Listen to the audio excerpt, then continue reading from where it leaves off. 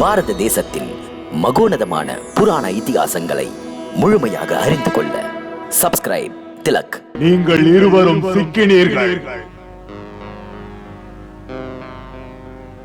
யார் என்று சொல்லுங்கள். ஏனென்றால் உலகிலே இன்று இரண்டு வீரர்கள் தான் உண்டு. அவர்கள்தான் எனது நீண்ட கைகளை வெட்டக்கூடியவர்கள்.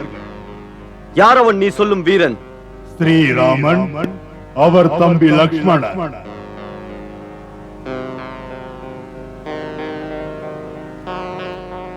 நீயோ ஒரு ராட்சசன். ராமலட்சுமணர்களை எப்படி அறிவாய்? நீங்கள் நினைப்பது போல் நான் ராட்சசன் அல்ல. ஸ்தூல சிரஸ் என்னும் முனிவரது சாபத்தால் நான் அரக்கனாக மாறினேன். அவர் எனக்கு சாப விமோச்சனம் சொன்னார். ஒரு சமயம் ஸ்ரீராமன் தன் தம்பியுடன் தன் மனைவியை தேடி இந்த வழியாக வருவான் என்றார்.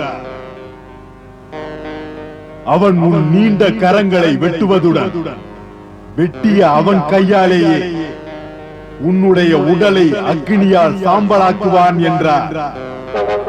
உடனே உனது சாபம் நீங்கும் என்றார். நீதான் அந்த முனிவர் சொன்ன ராமனா? உண்மையை சொல். உன் மனைவி பற்றிய முக்கியமான குறிப்பு ஒன்று உனக்கு நான் கொடுப்பேன்.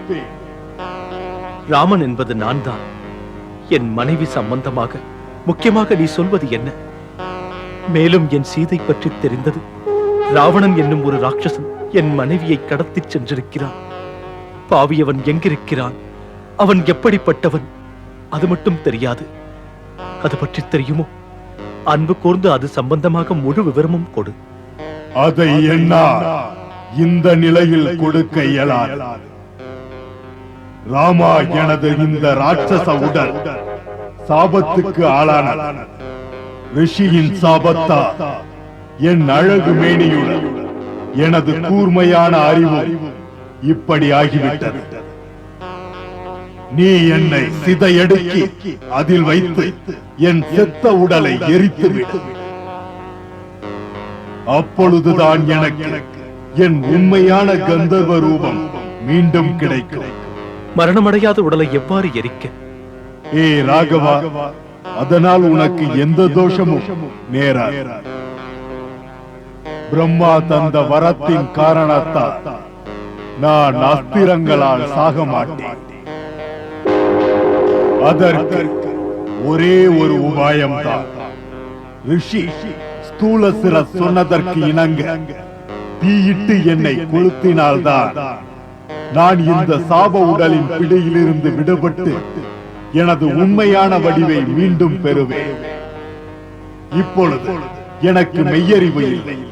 சாபத்தின் காரணத்தால் எனது அறிவு, எனது ஆற்றல் இரண்டும் செயலிழந்திருக்கிறது.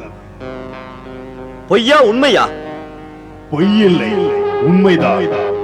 நான் தனு என்னும் பெயர் கொண்ட கந்தர்வன். அப்போது நான் வலிமை மிக்க மாவீரனாக இருந்தேன். நான் அழகிலும் சிறந்தவன். அந்த இந்திரன், சூரியன், சந்திரனை போல என் உடல் கவர்ச்சியுடனும் கலையுடனும் இருந்தது. இருந்தும் நான் பொழுதுபோக்குக்காக பயங்கர ராட்சச வடிவம் எடுத்து ரிஷி முனிவர்களை அச்சுறுத்தி விளையாடுவேன். அதில் எனக்கு மிகுந்த மகிழ்ச்சி. ஒரு நாள் ஸ்தூலசிரஸ் என்ற பெயர் கொண்ட ஒரு தபச்சுடர் போன்ற மகரிஷி வனத்திலே வந்தார். அவருடைய மாண்புகள் தெரியாமல் நான் அவரை மிகவும் பயமுறுத்தினேன். அவர் கோபம் கொண்டார். உடனே அவர் நீரை கையில் எடுத்து அக்னியை சாட்சியாக வைத்து எனக்கு சாபம் தந்தார். மூடனே, உனக்கு சாபம் விடுகிறேன். இந்த பயங்கர ரூபமே உனக்கு நிலைத்து நிற்கும் உன் உண்மை வடிவமாகும். நீயும் ராட்சசனாகவே வாழ்வாய். நான் அவர் காலை பிடித்து கெஞ்சினேன், வேண்டினேன், அழுதேன். சாபத்திலிருந்து விடுபட வழி என்னவென்று கேட்டேன். அப்போது அவர் சொன்னார், சாபம் கிட்டதுதான், ஆனாலும் உன் மீது கருணை கொண்டு சொல்கிறேன்.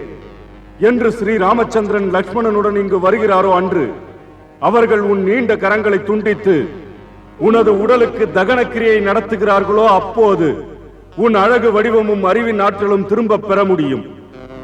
ஒரு சமயம் எனக்கும் இந்திரனுக்கும் போர் நடந்தது.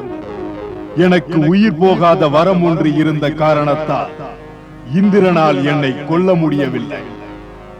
ஆனால் இந்திரனின் வஜ்ராயுதம் தாக்கியதால் என் தலை என் வயிற்றுக்குள் அழுந்தியது. இந்த வடிவம் வந்துவிட்டது. அன்று முதல் நான் வயிற்று தலையனாக கபந்தனாக இருக்கிறேன். அது முதல் என் நீண்டு கிடக்கும் இந்த கைகளால் வனத்தில் உள்ள பறவைகளை விலங்குகளை பிடித்து தின்று வாழ்கிறேன். ஆகையால் ராமா, என் மீது தயவு காட்டு. என்னை இந்த வடிவத்திலிருந்து விடுவித்து விடு. சூரியன் மறைவதற்கு முன்னால் என்னை கட்டைகளை அடுக்கி அதன் மீது கிடத்தி என்னை எரித்து விடு. அப்போது நான் சொல்ல வேண்டிய மகா புருஷரை பற்றி விபரம் சொல்கிறேன். அவர் உனக்கு உதவி புரிவார். நன்றி கபந்தா. லக்ஷ்மணா, நீ சிதையெடுக்க ஆவன செய். ஆகட்டும் அண்ணா.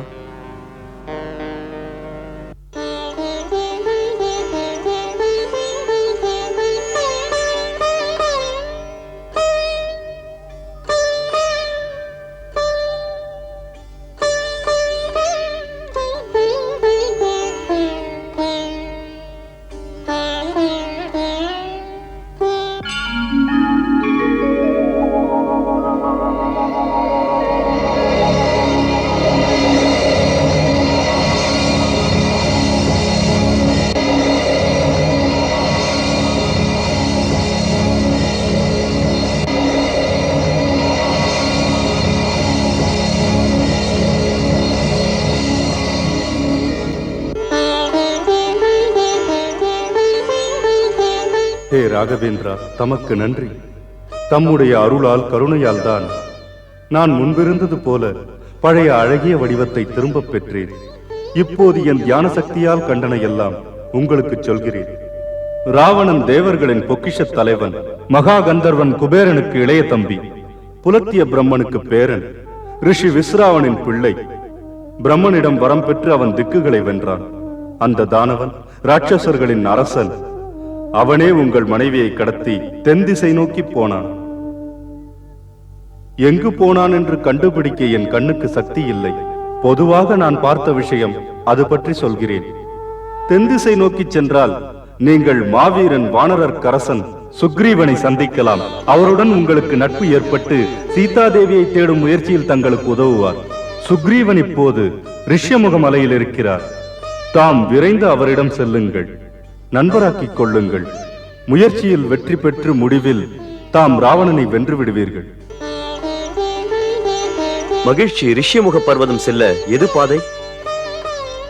தாம் மேற்கு பக்கம் போகும்போது தட்சிண பிரதேசத்தில் அநேக மலைகளையும் நதிகளையும் கடந்து சென்று புனிதமான பம்பா நதிக்கரைக்கு போய் சேருவீர்கள். அங்கு மாமுனி மதங்கர் ஆசிரமம் இருக்கிறது. அவருடைய தபோபலத்தின் மகிமையினால் அந்த ஆசிரம பகுதியில் கால் வைத்த உடனேயே உயிரினங்கள் எந்த ஒரு இடையூறுமின்றி சுதந்திரமாக நடமாடும்.